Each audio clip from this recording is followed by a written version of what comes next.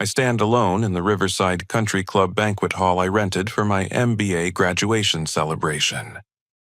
White tablecloths stretch across 24 empty chairs, untouched shrimp cocktail growing warm under crystal chandeliers. My phone buzzes with a text from my sister Jessica. "We're in Paris. Nobody cares about your graduation dinner." My cousin Brandon adds, "Oh, and your $28,000 savings covered our tickets. Thanks." I stare at the messages, then at the empty room that cost me $3,000 to reserve. The silence echoes off marble walls as I whisper one word that will change everything: good. The country club's grandfather clock chimes 7:30, and I'm still the only person in this magnificent room. Crystal glasses catch the light from the chandeliers overhead, creating tiny rainbows on the pristine white tablecloths I personally selected 3 weeks ago. Each place setting represents someone I believed cared about my achievement, someone I thought would want to celebrate the completion of my MBA at Northwestern University. 3 months ago, I was the family's golden boy working part-time at Henderson Properties while maintaining a 4.0 grade average.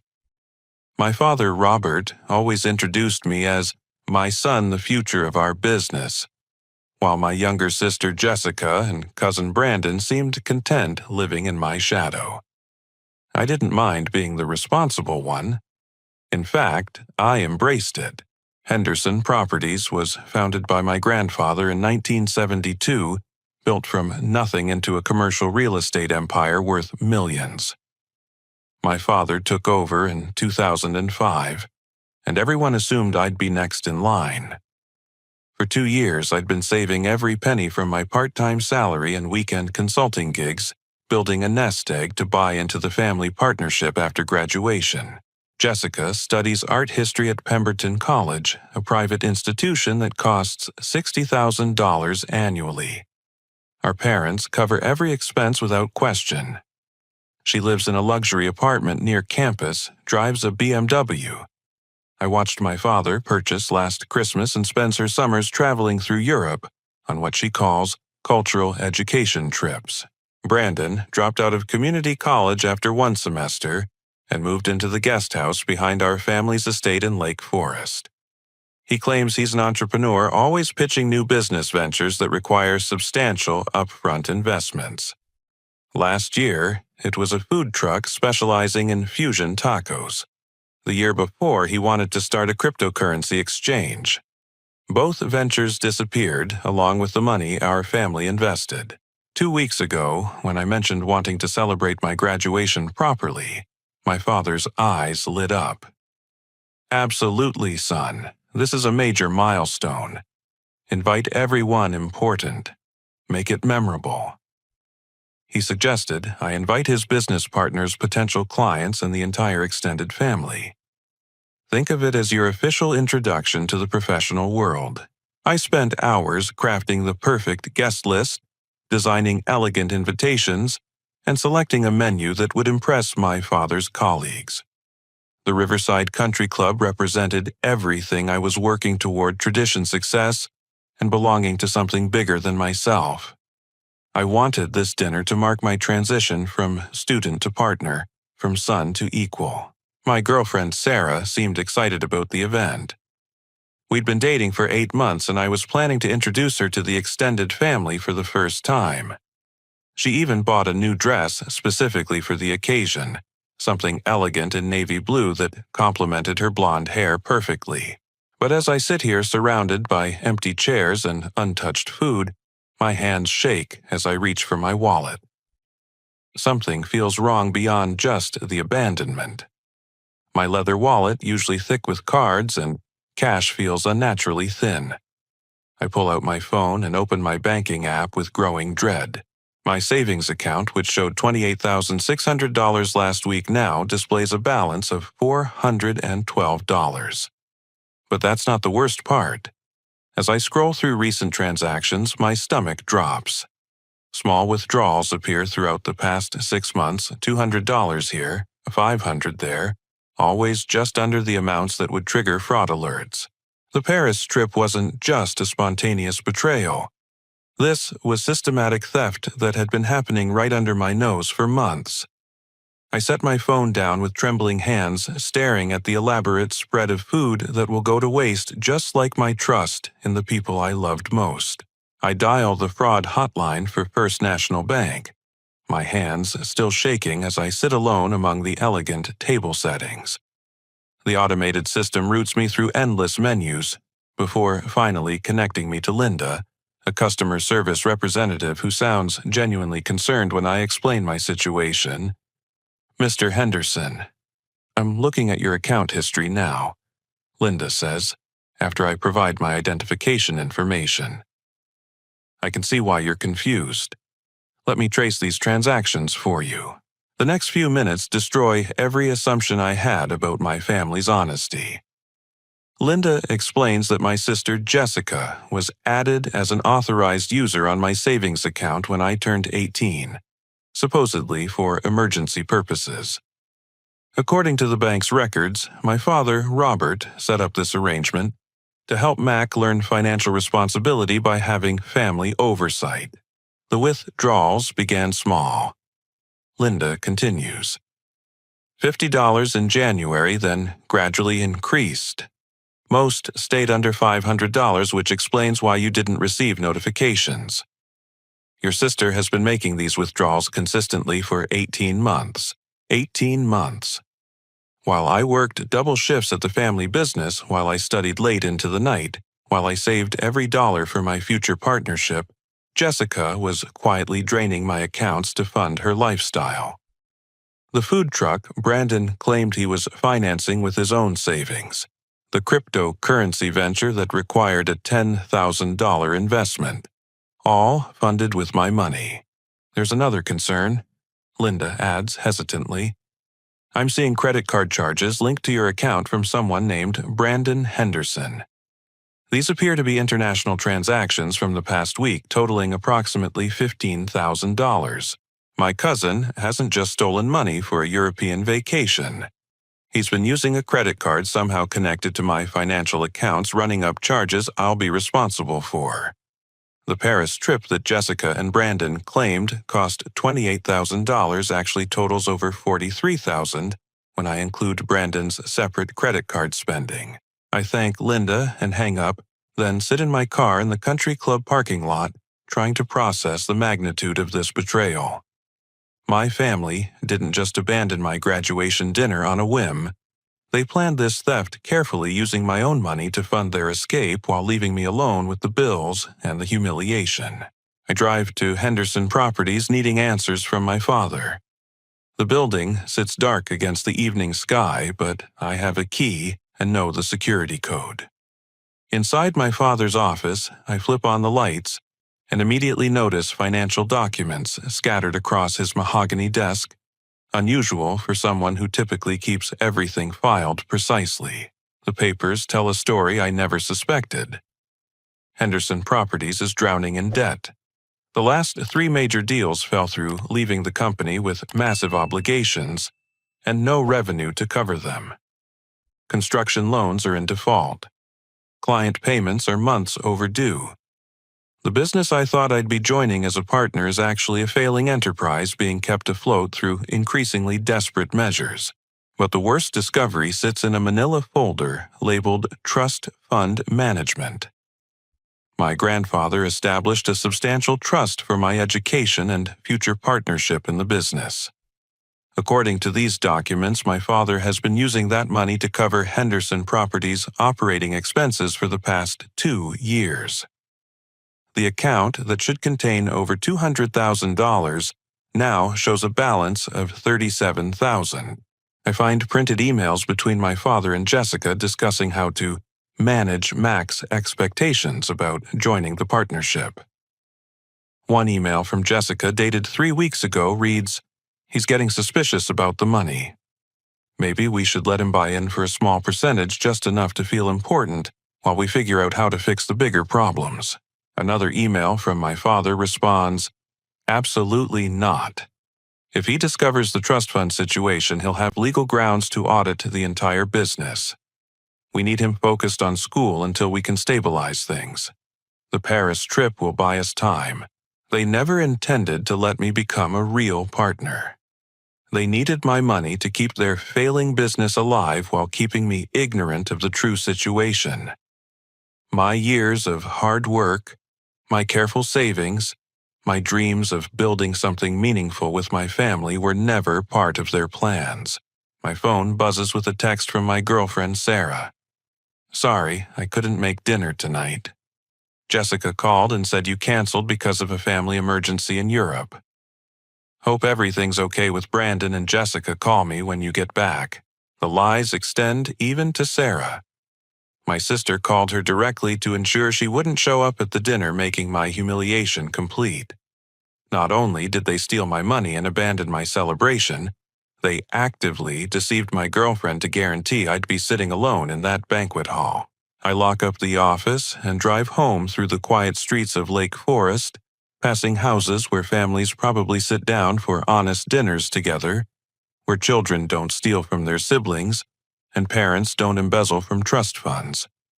The family estate looks peaceful in the moonlight, its manicured lawns and Georgian architecture suggesting stability and tradition that apparently exist only on the surface. I sit in my Jeep Cherokee outside Henderson Properties for nearly an hour, staring at the building that represents 3 generations of my family's work. The weight of what I've discovered presses against my chest like a physical force. My father isn't just a bad businessman making poor decisions. He's a criminal who's been systematically stealing from client accounts and family trusts. My sister and cousin aren't just selfish and thoughtless. They're accomplices in a conspiracy that could destroy lives. My phone shows 11:47 p.m. as I finally dial the credit card company's 24-hour fraud line. The customer service representative, a patient woman named Carol, walks me through the process of reporting the cards used by Jessica and Brandon as stolen. Within minutes, those cards are deactivated, leaving them stranded in Paris with no access to my money. Next, I call the bank and remove Jessica as an authorized user on all my accounts. The process requires additional verification since she's been on the accounts for so long, but Linda from earlier has flagged my case as high priority. Every automatic payment I've been covering for my family gets canceled. Jessica's tuition payments, Brandon's car loan, the insurance on his vehicle, and the monthly allowance I've been providing for their expenses. But these immediate actions feel insufficient given the scope of their betrayal. I need legal advice, and I know exactly who to call. William Hartwell handled my grandfather's estate planning and still serves as the family attorney for trust-related matters. Despite the late hour, I dial his emergency number. Mac. William's voice sounds concerned but alert. What's happened? I explain everything I've discovered, from the stolen savings to the failing business to the depleted trust fund. William listens without interruption, occasionally asking for specific details about dates and amounts. When I finish, he's quiet for several long moments. Your grandfather suspected this might happen, William finally says. He was brilliant but not naive. He built protection into your trust that your father doesn't know about. According to William, my grandfather included clauses that allow me to trigger an immediate forensic audit of Henderson Properties if I suspect financial misconduct. The trust also gives me the right to freeze all family financial accounts pending the results of that audit. Most importantly, I actually own 35% of Henderson Properties through inheritance provisions my grandfather kept confidential. My father has been operating under the assumption that he controls the company completely. There's more, William continues.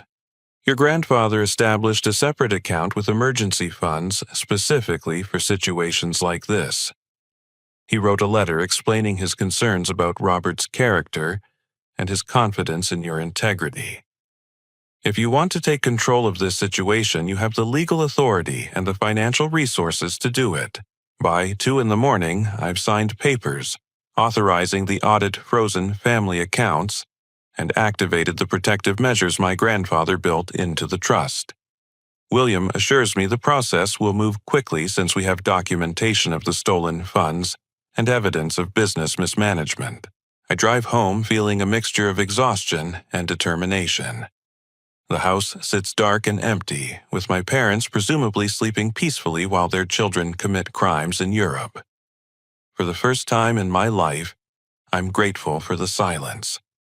I need time to plan my next moves without their manipulation and lies. My phone rings at 6 a.m., waking me from restless sleep. Jessica's name appears on the screen and I answer to hear her screaming hysterically. "Mac, what did you do?" she shrieks. Our hotel payment was declined and they're holding our passports until we settle the bill. Brandon's credit card was rejected at breakfast, and now we're stuck in the lobby with security guards watching us. I listen to her panic without feeling the slightest sympathy. "You stole $43,000 from me, Jessica. Did you think there wouldn't be consequences? It wasn't stealing. It was family money and we needed a break after everything we've been through." "What exactly have you been through?" I ask. "Free college education, free housing, free car, free everything while I worked and saved for years." She hangs up, but within minutes, Brandon calls from what sounds like a busy police station. His usual confident swagger has been replaced by genuine fear. "Dude, they repossessed my car during a traffic stop," he says. "The loan company said the payments stopped and they had a court order. I'm at the police station trying to figure out how to get home. But my wallet's in the car and I don't have money for a cab." I explain the same thing to Brandon that I told Jessica actions have consequences and their actions were theft. But before I can hang up, my father's number appears on the screen. "Mac, we need to talk."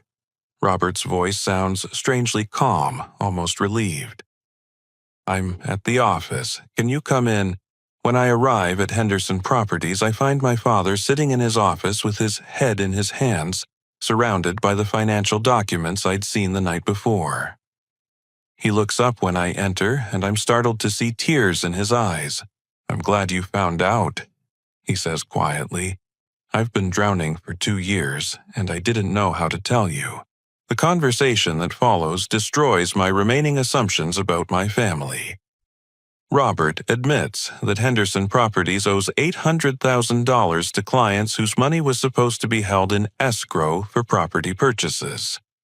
He's been using newer clients' deposits to pay older clients, creating a classic Ponzi scheme that gets more desperate with each passing month.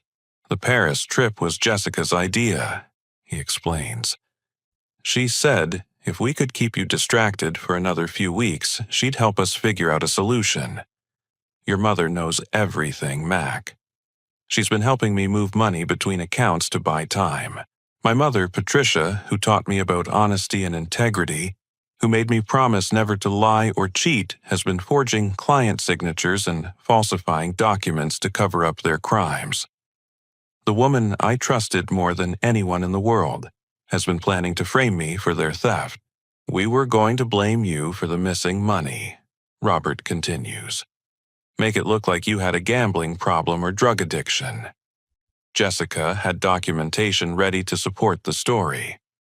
We thought if we could make you the scapegoat, the rest of us could start over somewhere else."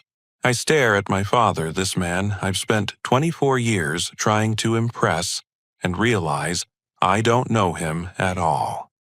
The successful businessman was an illusion. The loving father was a performance. The family legacy was built on lies that started long before I was old enough to understand. But as we sit in his office discussing the full extent of their betrayal, my phone rings with Jessica's number. This time, she's not screaming about declined credit cards. She's whispering frantically, and I can hear genuine terror in her voice. "Mac, someone's following us," she says. "These men approached Brandon at a cafe and said they know about Henderson Properties. They want to meet about business opportunities, but something feels wrong. They know details about our family that strangers shouldn't know. I realize our family's crimes have attracted attention from dangerous people who may not be interested in legal remedies." Jessica and Brandon might be facing consequences far worse than frozen credit cards and repossessed cars. My father's office suddenly feels like a war room as I process Jessica's terrified phone call. The men following them in Paris aren't random criminals. They know specific details about Henderson Properties, which means our family's financial crimes have attracted the attention of organized criminals who view the missing escrow funds as a business debt. Who are the clients whose money you stole?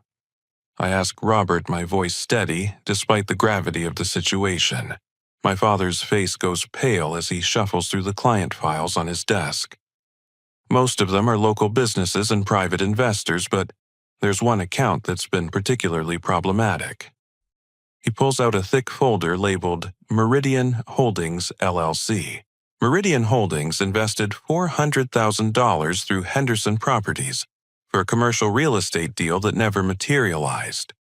According to the file, Meridian is owned by Viktor Kozlov, a Russian immigrant who made his fortune in import-export businesses. The file contains newspaper clippings suggesting Kozlov's businesses operate in legal gray areas with suspected connections to money laundering operations. How long has their money been missing? I ask. 14 months, Robert admits. Kozlov's representatives have been increasingly aggressive about demanding updates on their investment. Last month, they threatened to involve their own investigators if we didn't provide immediate results. I call William Hartwell and explain the new complication. Within an hour, he's in the office with us along with a private investigator named Thomas Reed, who specializes in international financial crimes. Reed explains that criminal organizations often use legitimate investments to launder money, then become extremely violent when those investments disappear. If Kozlov's people are tracking your family in Paris, they view this as a $400,000 debt that needs to be collected one way or another.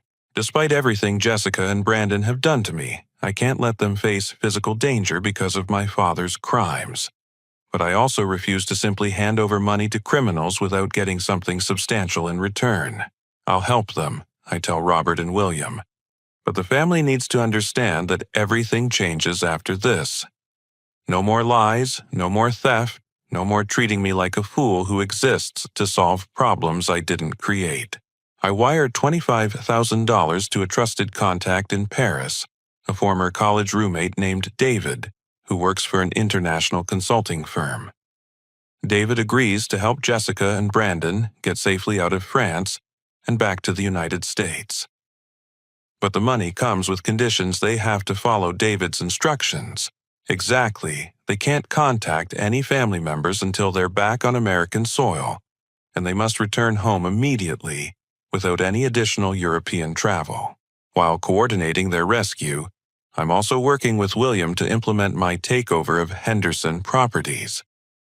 The forensic audit reveals the full extent of my father's mismanagement: $800,000 in missing client funds, $300,000 in unpaid business loans, and $200,000 stolen from my trust fund. The business is technically insolvent, but my grandfather's hidden assets provide enough capital to cover the debts if managed properly.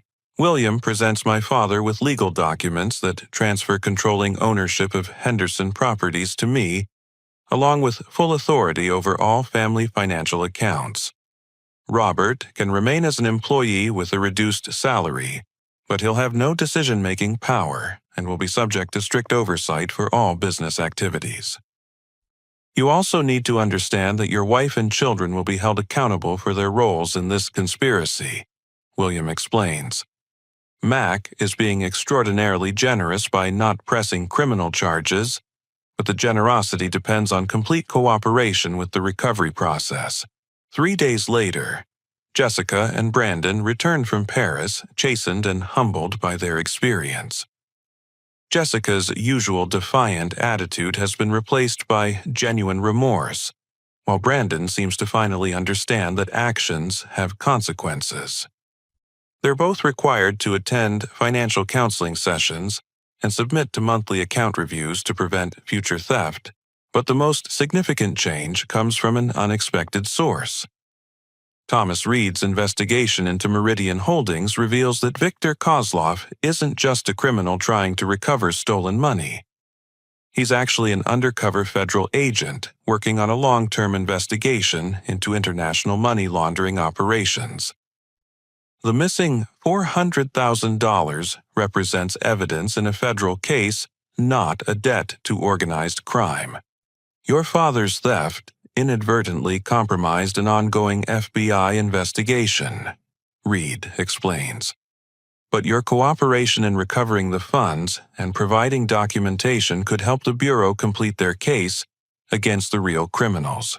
Agent Kozlov meets with us the following week, explaining that his investment in Henderson Properties was designed to track how criminal money moves through legitimate real estate transactions. My father's theft actually created an opportunity for the FBI to trace additional criminal activities they wouldn't have discovered otherwise. We're prepared to overlook the misappropriation of our investigative funds in exchange for your family's full cooperation with our investigation, Agent Kozlov explains. Your business records and client files could help us identify other money laundering operations throughout the Chicago area. Working with the FBI gives Henderson Properties credibility and protection while we rebuild the business legally. Agent Kozlov even recommends us to legitimate investors who are impressed by our willingness to cooperate with federal authorities and implement strict financial oversight.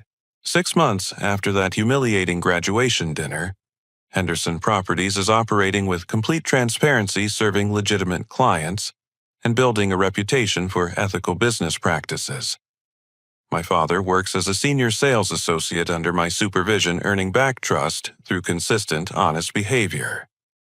My mother handles administrative tasks while attending therapy to address the psychological factors that led her to participate in financial crimes.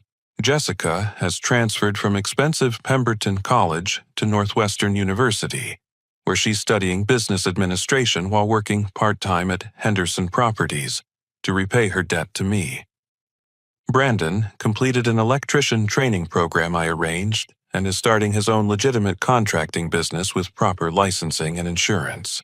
The transformation hasn't been easy, but it's been honest. For the first time in years, our family dinners include actual conversations instead of manipulation and lies. We're building relationships based on mutual respect rather than financial dependence. The morning after Jessica and Brandon's safe return from Paris, I'm reviewing financial statements in my new office when my phone rings with an international number. My stomach tightens, expecting more complications from their European misadventure. Mac Henderson. The voice has a slight Eastern European accent, professional, but somehow menacing. This is Mac. Who am I speaking with? My name is Viktor Kozlov. I believe we have mutual interests regarding your family's business affairs. I signal for Thomas Reed, who's been helping coordinate security measures and activate the call recording feature on my phone. Reed nods approvingly as I continue the conversation. Mr. Kozlov, I understand you're a client of Henderson Properties. I'd be happy to discuss your account. Your family has been very creative with my investment, Mr. Henderson. $400,000 was entrusted to your father for a specific real estate venture. That money has been missing for 14 months. Kozlov's voice remains calm, but there's an underlying threat that makes my hands shake slightly. I'm talking to someone who tracks down stolen money for a living, and my family has made themselves targets through their criminal behavior. I'm aware of the situation with your account. I respond carefully. I've recently assumed control of the business, and am working to resolve all outstanding client obligations. Would you be available to meet and discuss a resolution? Very responsible of you, young man. However, I should mention that your sister and cousin were quite chatty during their recent European vacation. They shared interesting details about your family's financial empire with some associates of mine in Paris. My blood runs cold. Jessica and Brandon didn't just steal money for vacation. They compromised our family's security by bragging to strangers about our business, potentially exposing us to criminals who now view Henderson Properties as a target for further exploitation. What exactly are you proposing, Mr. Kozlov? A meeting. Tomorrow, 2 o'clock at your office. Come alone and bring documentation showing how you intend to restore my investment. We can discuss whether your family's debts require additional forms of repayment. After hanging up, Thomas Reed immediately begins making calls to his contacts in federal law enforcement. Within 2 hours, we're sitting in a secure FBI conference room with Agent Sarah Morrison, who heads the Bureau's Financial Crimes Division. Viktor Kozlov is indeed an international criminal with suspected ties to Russian money laundering operations, Agent Morrison explains. But he's also been cooperating with our investigation into organized crime activities in the Chicago area. The $400,000 your father stole represents evidence in an ongoing federal case. The complexity of our situation becomes clear. Kozlov is simultaneously a criminal, a federal informant, and a legitimate victim of my father's theft.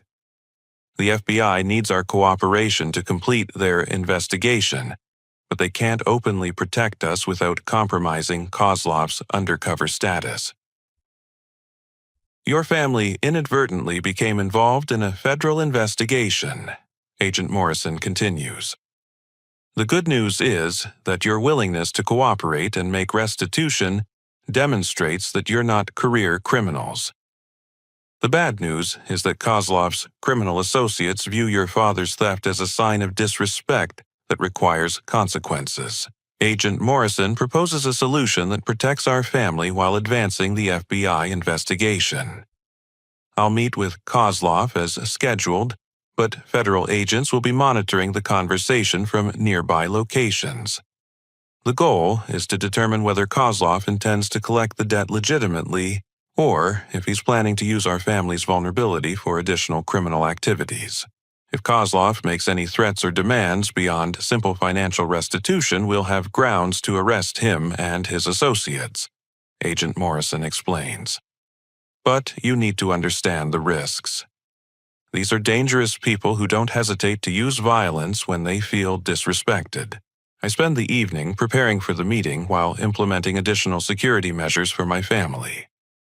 Jessica and Brandon are staying at a hotel under assumed names until the situation resolves. My parents have temporary protection from private security guards Thomas Reed arranged through his network of former law enforcement personnel. The next afternoon, Viktor Kozlov arrives at Henderson Properties precisely at 2 o'clock, accompanied by 2 large men who position themselves near the exits while we talk in my office. Kozlov himself is smaller than I expected, perhaps 55 years old with graying hair and expensive clothing that suggests legitimate business success. You've made impressive changes to your father's business, Kozlov observes, reviewing the financial statements I've prepared. The forensic audit shows real commitment to transparency. Most criminals simply disappear when their schemes collapse. I'm not a criminal, Mr. Kozlov. I'm trying to fix problems I didn't create while building an honest business. Kozlov studies me carefully, then opens a briefcase containing documents that surprise me completely. Instead of demands for immediate payment, he presents incorporation papers for a new company called Meridian Development LLC. I propose a partnership, Mr. Henderson. Your family's business has potential, but it lacks the international connections necessary for significant growth. My organization can provide capital and clients for legitimate real estate ventures with appropriate oversight to prevent future mismanagement. The offer is tempting but dangerous. Kozlov is essentially proposing to turn Henderson Properties into a front for money laundering operations disguised as legitimate business expansion. Accepting would solve our immediate financial problems while making us permanent criminals. I appreciate the offer, I respond, but Henderson Properties is committed to operating within legal boundaries. I'd prefer to repay your original investment and maintain our independence. Kozlov's expression doesn't change, but his associates shift slightly, hands moving toward concealed weapons. The temperature in the room seems to drop as he considers my rejection of his proposal. Independence is expensive, Mr. Henderson. Your family's debt represents more than money. It represents disrespect, carelessness, and damage to my reputation among business associates who expect reliable performance. Before I can respond, Kozlov's phone rings. He answers in rapid Russian, his voice becoming increasingly agitated. After hanging up, he turns back to me with what might be genuine concern. There's been a development that affects our negotiation. My associates in Europe report that your sister and cousin were not the only Americans making unusual financial claims in Paris last week. Someone has been impersonating members of your family, attempting to access bank accounts and make large withdrawals using forged identification. The revelation adds another layer of complexity to our situation. Our family isn't just dealing with consequences from our own crimes. Someone else is using our identities for additional financial fraud, potentially connecting us to criminal activities we didn't commit.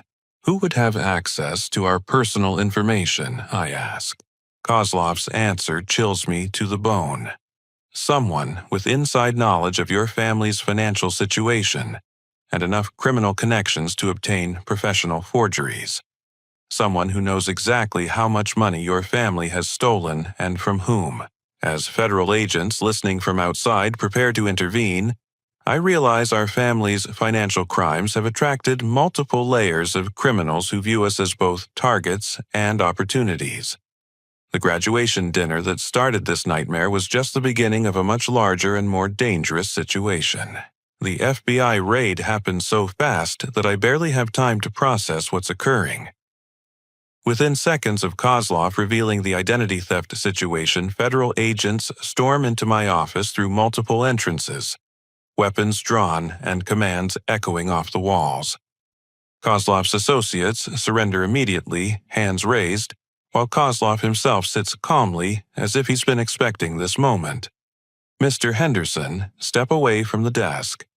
Agent Morrison commands, though her tone suggests I'm not in danger. Victor Kozlov, you're under arrest for conspiracy to commit money laundering and attempted extortion. As the agents secure the scene, Kozlov catches my eye and nods slightly. Your grandfather would be proud, he says, as they place handcuffs on his wrists. You chose integrity over expedience. Only later do I learn that Kozlov's arrest was planned from the beginning. The FBI needed evidence of his criminal activities, and our meeting provided the necessary documentation of his attempts to recruit legitimate businesses for money laundering operations. My refusal to accept his partnership offer gave federal prosecutors the clear criminal intent they needed for a successful prosecution. Agent Morrison explains that the identity theft situation is actually part of a larger investigation into organized crime activities targeting financially vulnerable families. Your father's embezzlement made your family visible to criminals who specialize in exploiting desperate people. They steal identities, empty remaining accounts, and disappear before victims realize what's happened. The criminals using our family's identities have already been arrested in Paris, thanks to cooperation between federal agencies and European law enforcement. Jessica and Brandon's loud bragging about our family's wealth actually helped police track down the identity thieves who were monitoring American tourists for potential targets. With the immediate criminal threats resolved, I can finally focus on rebuilding Henderson properties and our family relationships. I organize a meeting at the same Riverside Country Club banquet hall where this nightmare began, but this time the gathering has a completely different purpose. 23 people attend the family meeting. Immediate family members, extended relatives who were disgusted by my father's behavior, key employees of Henderson Properties, and the clients whose money was stolen. I've prepared a comprehensive presentation showing how we'll restore stolen funds, implement new safeguards, and rebuild the business with complete transparency. 6 months ago, I stood in this room alone, humiliated by family members who had stolen my money to fund their own selfishness. I begin. Tonight, we're here to discuss how we move forward as a family and a business built on honesty rather than deception. My father, Robert, stands and addresses the group first, his voice breaking as he describes the psychological pressures that led to his criminal behavior. I convinced myself that borrowing from client accounts was temporary, that I could replace the money before anyone noticed. But borrowing became stealing, and temporary became permanent. Mac saved our family from complete destruction by having the courage to face the truth. Patricia. My mother speaks next about the shame of participating in financial fraud and document forgery. I told myself I was protecting our family, but I was actually destroying the values we pretended to represent. My son showed more integrity in 1 week than I showed in 2 years of criminal activity. Jessica's transformation has been the most dramatic. The entitled college student who once stole thousands of dollars for European vacations now works 30 hours per week at Henderson Properties, while maintaining her grades at Northwestern University. Mac could have let us face criminal charges or dangerous consequences in Paris, she tells the group. Instead, he risked his own safety to protect us, while demanding that we take responsibility for our choices. Brandon addresses his criminal behavior with genuine remorse I've never seen from him before. I spent years thinking I was entitled to other people's money because I had creative ideas that deserved funding. Mac taught me that creativity without integrity is just theft with extra steps. The clients whose money was stolen have an opportunity to speak about how the theft affected their businesses and families. Most express gratitude for the complete restitution we've provided, and several indicate they want to continue working with Henderson Properties under new management. David Wright, whose construction company lost $60,000 due to my father's theft, stands to address the group. What Mac accomplished here goes beyond making financial restitution. He demonstrated that business ethics aren't just abstract principles. They're practical foundations for building trust that creates long-term success. Agent Morrison, attending as a representative of federal law enforcement, confirms that the Henderson family's cooperation with the FBI investigation led to arrests of identity thieves, money launderers, and corrupt officials in multiple agencies. This family's willingness to accept responsibility and work toward restitution turned a criminal case into a public service that will protect other families from similar crimes. The evening concludes with signatures on legal documents that formalize the new structure of Henderson Properties. I maintain controlling ownership with authority to make all major decisions. My father serves as a senior sales associate with clearly defined limitations on his access to client funds. My mother handles administrative tasks under strict supervision. Jessica works part-time while completing her business degree, learning the industry from entry-level positions rather than assuming unearned authority. Brandon's path has been different, but equally transformative. He completed electrician training through a program I funded, earned proper licensing and insurance, and established Bradley Electrical Services as a legitimate contracting business. His first major contract came through Henderson Properties, renovating our office building with completely honest billing and professional work quality. The most unexpected development comes 3 months after the family meeting. Sarah, my girlfriend who had been kept away from my graduation dinner through Jessica's lies, proposes a partnership that goes beyond our romantic relationship. She's completed her MBA in marketing and wants to help Henderson Properties expand into new markets while maintaining our commitment to ethical practices. I watched you handle the worst crisis imaginable with integrity and compassion, Sarah tells me as we walk through the rebuilt offices. I want to be part of what you're building both professionally and personally. Working together, we develop a 5-year plan for Henderson Properties that includes expansion into sustainable development projects, partnerships with minority-owned businesses, and a scholarship program for first-generation college students interested in real estate careers. The business my grandfather built, which my father nearly destroyed through criminal behavior, becomes a model for how family businesses can recover from ethical failures. The scholarship program holds special significance for me.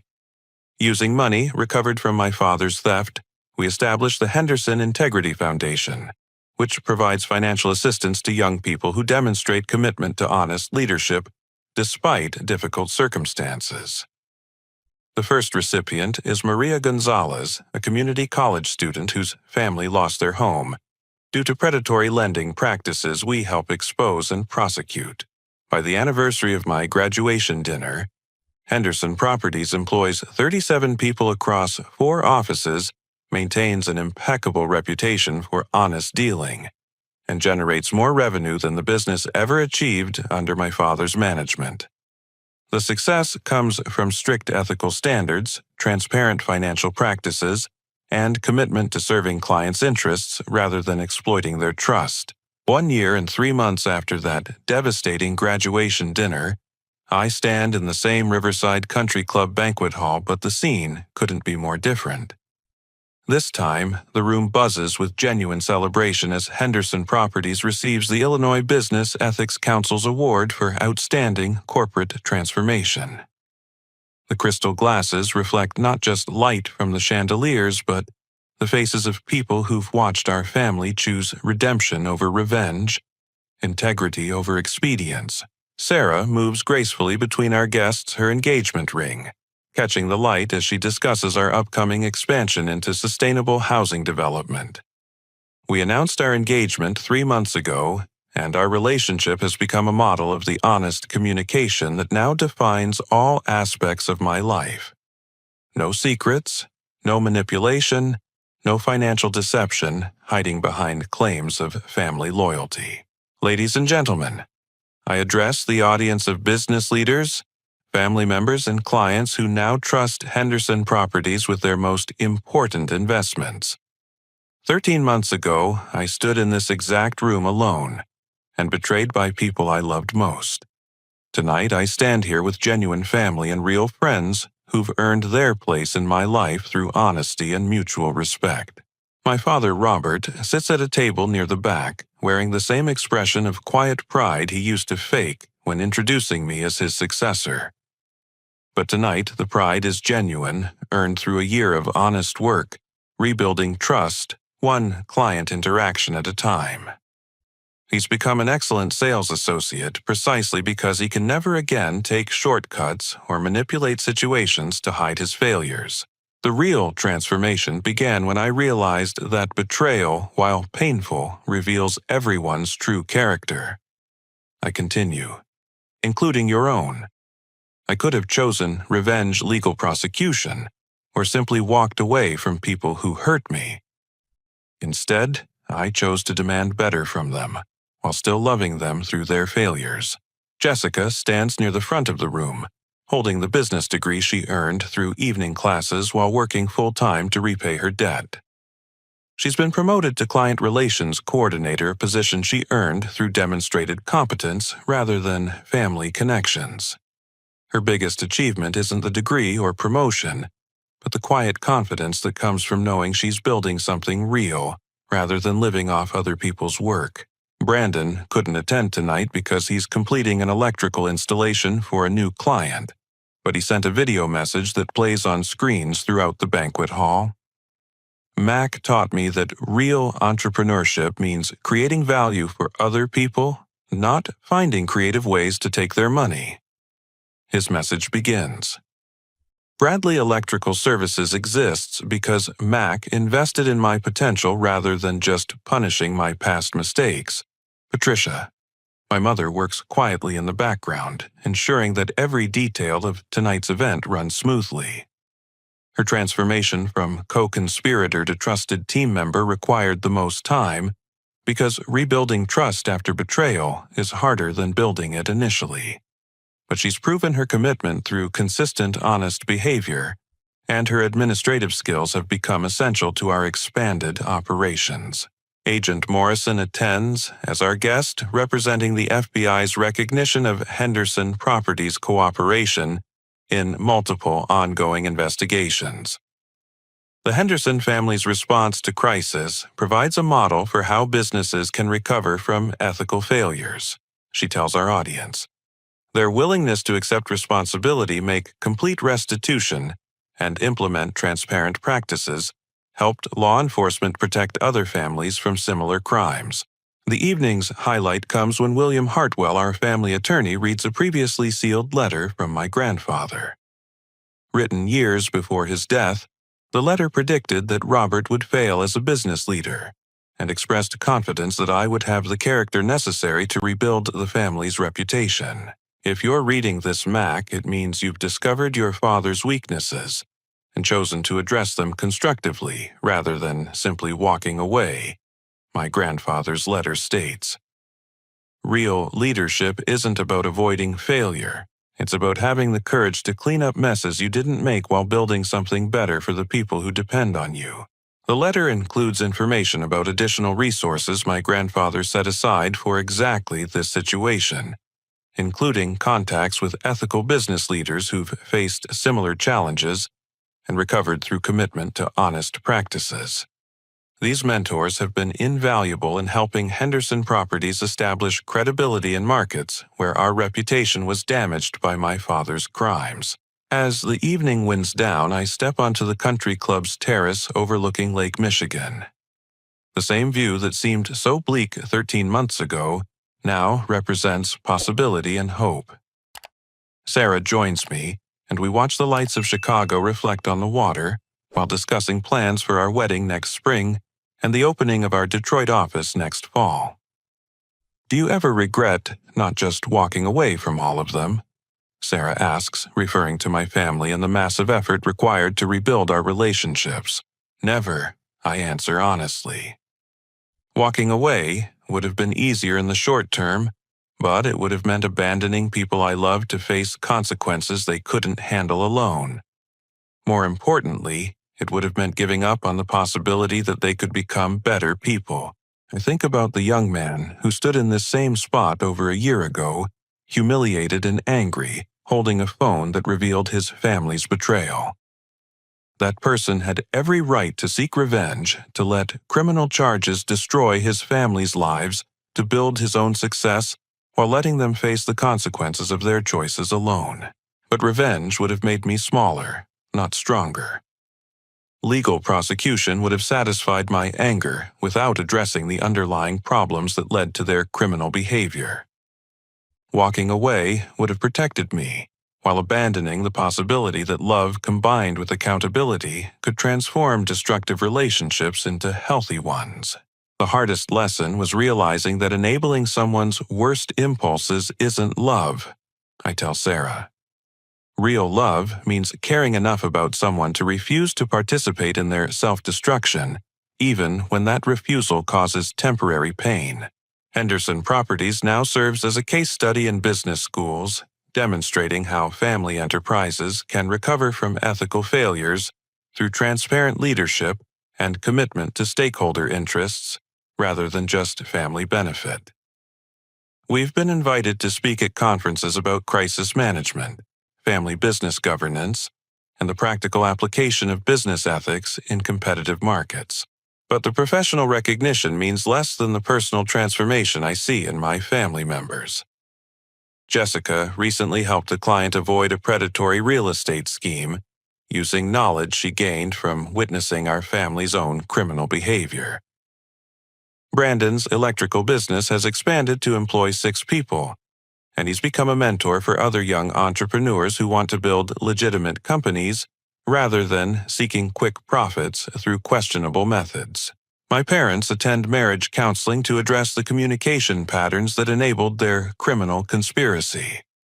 They've learned to have honest conversations about financial pressures, business challenges, and family responsibilities, instead of creating elaborate deceptions to avoid temporary discomfort.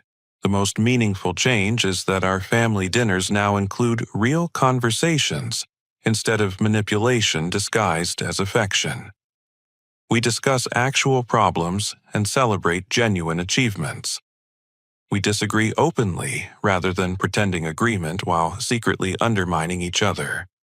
We've become a real family instead of just people related by genetics and financial dependence. As Sarah and I return to the banquet hall for final conversations with our guests, I'm reminded that this story began with betrayal, but ends with redemption. Not the Hollywood version where everyone is perfectly healed and all problems disappear, but the real-world version where people do hard work to become better versions of themselves. The young man who whispered "good" in an empty banquet hall over a year ago thought he was preparing for revenge. Actually, he was preparing for the most challenging and rewarding experience of his life. Learning that love combined with accountability can transform broken relationships into something stronger than they were before the damage occurred. Tonight, as I look around this room filled with people who've earned their place through honest effort and mutual respect, I understand that my family's betrayal was actually a gift. It forced me to choose between becoming bitter or becoming better. It revealed character I didn't know I possessed. It gave me the opportunity to build a life based on integrity rather than just inheritance. The country club's grandfather clock chimes 11:30, marking the end of an evening that celebrates not just business success, but the triumph of choosing hope over hatred when faced with the worst possible betrayal from the people we love most. Have you ever faced a moment when someone you trusted completely betrayed that trust in a way that changed everything you believed about your relationship? How did you choose to respond? And what did that choice teach you about your own character? I'd love to hear your thoughts in the comments below. And if this story resonated with you, please hit the like button to let me know.